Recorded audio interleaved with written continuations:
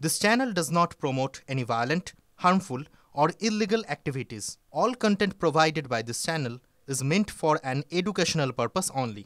Top quality और consistent performance के लिए सिर्फ सिल्वर पंप नाम याद रखना।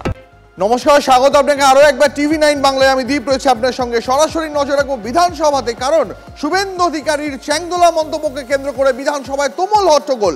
মুখ্যমন্ত্রী মমতা বন্দ্যোপাধ্যায় বলতে উঠলে বিজেপি বিধায়কদের হইচই। পাল্টা হুঁশিয়ারি মুখ্যমন্ত্রীর, বিরোধী দল মানেই রোজ ভাঙচুর চলতে দেব না, আমাদের দেশ ধর্মনিরপেক্ষ, সবাই নিজের ধর্মাচরণ করেন।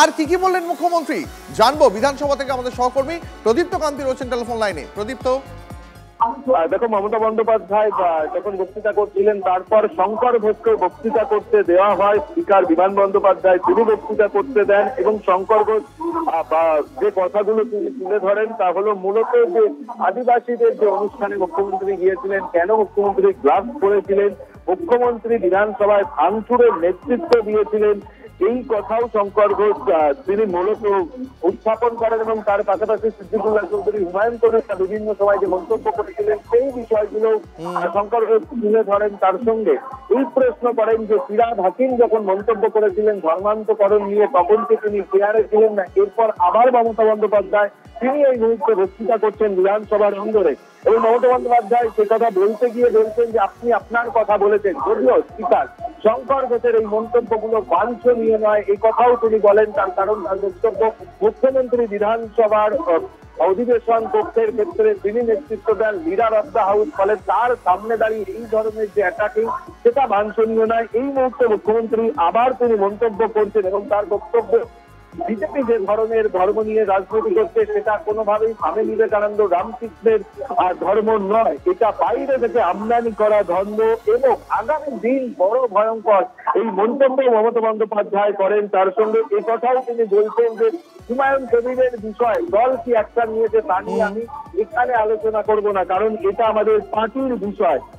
এবং তার বক্তব্য যে আপনারা বলছেন যে বিরোধী দলনেতা বাইরে বলেছেন, তা নিয়ে বিধানসভার অন্দরে কেন মন্তব্য করা হবে, তা নিয়ে কেন আলোচনা করা হবে? সেই সময় তিনি বলেন যে আমিও যখন মন্তব্য করি বাইরে, তাহলে তা নিয়ে আপনারা কেন বিধানসভার অন্দরে মন্তব্য করেন? এবং এই কথা তিনি বারংবার খোঁচা দিচ্ছেন যে আপনারা চাইলে অন্ধকার নিয়ে ভাবতে পারেন, কুচ্ছা নিয়ে ভাবতে পারেন, আর কিন্তু দেশটাকে আপনারা কোনোভাবেই ভাগ হতে দেবেন না। এবং তিনি এই খোঁচাও দিচ্ছেন যে কাক যদি ময়ূরের পুচ্ছ লাগিয়ে ময়ূর হতে চায় তাহলে তার কিছু বলার নেই। এই মুহূর্তে সেই চেষ্টা, এবং বিজেপি নয় তৃণমূল কংগ্রেস এই হিন্দু ধর্মকে রক্ষা করবে, সে কথাও কিন্তু মুখ্যমন্ত্রী শঙ্কর একেবারেই। প্রদীপ্ত, আমাদের সঙ্গে থাকো, আমি তোমার কাছে আবারও আসবো। তবে এই বিধানসভাতেই দাঁড়িয়ে হিন্দুত্ব নিয়ে কি বার্তা দিয়েছিলেন মুখ্যমন্ত্রী মমতা বন্দ্যোপাধ্যায়, আরো একবার শোনাই আপনাদের।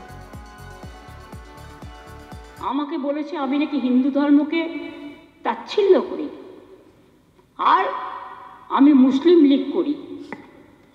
আমাকে এই জীবনে এসেও শুনতে হবে, এত সংগ্রাম করার পর বিরোধী দল নেতা হিসাবে যে অ্যালিগেশন করেছেন, আমি প্রধানমন্ত্রীকে চিঠি দিয়ে জানাবো এ কথা আপনি বলতে পারেন কিনা, আর যদি আমি টেরোরিস্ট হই প্রধানমন্ত্রী আমাকে জানাবেন।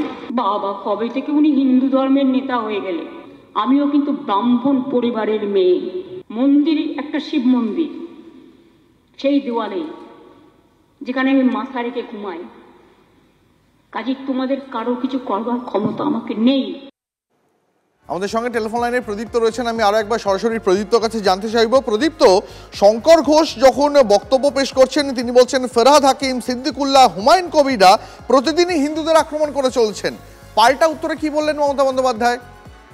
মমতা বন্দ্যোপাধ্যায় পাল্টা উত্তরে একথাও বললেন যে আপনারা সরস্বতী পুজো নিয়ে মিথ্যাচার করেছিলেন, আমি সবচেয়ে তথ্য নিয়েছি। আপনারা ধর্মীয় কাজ খেলেন, রক্তের কোনো দাম নেই, আমাদের কাছে সবচেয়ে বড় ধর্ম মানবিকতা।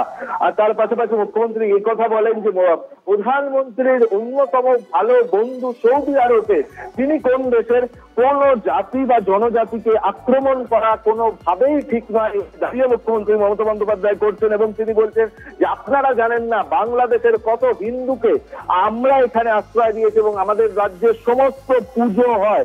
তার পাশাপাশি অমিত শাহের ছেলের নাম না করে তিনি খোঁচা দিলেন যে উনি বলেছেন পাকিস্তানকে ধন্যবাদ জানিয়েছেন এই গোটা চ্যাম্পিয়ন্স ট্রফি ভালোভাবে আয়োজনের জন্য। মুখ্যমন্ত্রী বলছেন যে এটা ভালো, কিন্তু এটা আমরাই যদি বলতাম তাহলে আপনারা তুলকালাম বাধাতেন। অর্থাৎ বিজেপির উদ্দেশ্যে তিনি নিশানা করে বলছেন যে আপনারা বললে সেটা 7 খুন মাপ, আর আমরা বললেই আপনারা আগুন জ্বালিয়ে দেওয়ার চেষ্টা করছেন এবং যে ধর্ম নিয়ে আপনারা রাজনীতি করছেন। প্রদীপ্ত, আমি তোমাকে একটু বিরত করছি এই মুহূর্তে। আরো একটা লেটেস্ট আপডেট জানিয়ে রাখি আপনাদের, কাগজ ছিঁড়ে প্রতিবাদ দেখাচ্ছেন বিজেপি বিধায়করা এই মুহূর্তে, এবং এই মুহূর্তে বিজেপি বিধায়করা তারা ওয়াকআউট করলেন।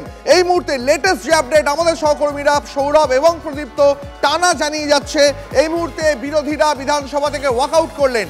এবার যে মন্তব্য নিয়ে, শুভেন্দু অধিকারীর যে মন্তব্য নিয়ে আজ বিধানসভায় এই উত্তাল পরিস্থিতি তৈরি হলো, মুসলিম বিধায়কদের নিয়ে গতকাল সেই মন্তব্য কি করেছিলেন শুভেন্দু অধিকারী শোনাবো আপনাদের।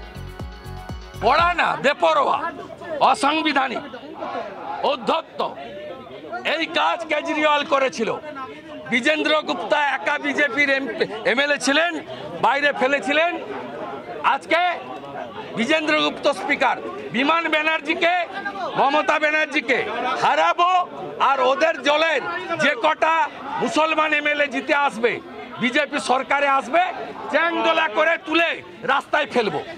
এই রাস্তায় ফেলবো, এই রাস্তায় ফেলবো, 10 মাস পরে এই রাস্তায় ফেলবো। আপনাদের শোনালাম রাজ্যের বিরোধী দলনেতা শুভেন্দু অধিকারী তিনি কি মন্তব্য করেছিলেন। শুভেন্দু অধিকারীর এই মন্তব্যের পর পাল্টা মন্তব্য কিন্তু করেন হুমায়ুন কবিরও।